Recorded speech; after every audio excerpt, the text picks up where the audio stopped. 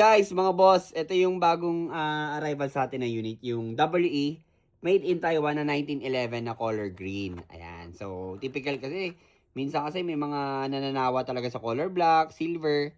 Ito, maiba nyo naman to color green, guys. Napakaganda. So, katulad din to ng WE na M92 na two-tone na black tsaka brown. Para sa akin, magandang design din to na pwede nyo consider as hobbies lang din naman for firing, for shooting, napaka-good seto. So, full metal to. Full metal unit na gas type. So, yung katulad din ng M90 na nabanggit ko, yung kanyang hand grip is rubberized yung sa part na to. Parehas lang sila ng logo na may WE, which is napakaganda. Yan, may nakalagay din, ano to, Pro... Yan, hindi ko mabasa. WeTech Taiwan. Ayan. So, may sticker din ng Taiwan. Ito yung design ng top slide. May sights yan. Then, may markings yung kanyang outer barrel ng 45 ACP. Ayan.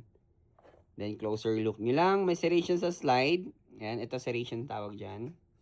Then, sa nguso naman, yan threaded din. So, pwede kayo maglagay ng tracer, suppressor, etc. Pero wala lang yung 1911 kasi wala talaga siyang under-railing for accessories attachment yun dito. Katulad ng mga Glock. Okay?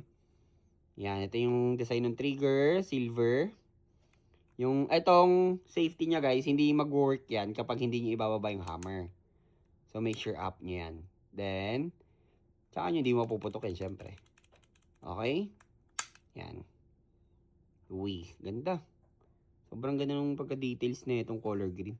So, meron din tayo 1911 na dual mag. Pero hindi ko pa na siya na-videohan. So, tsaka na lang siguro.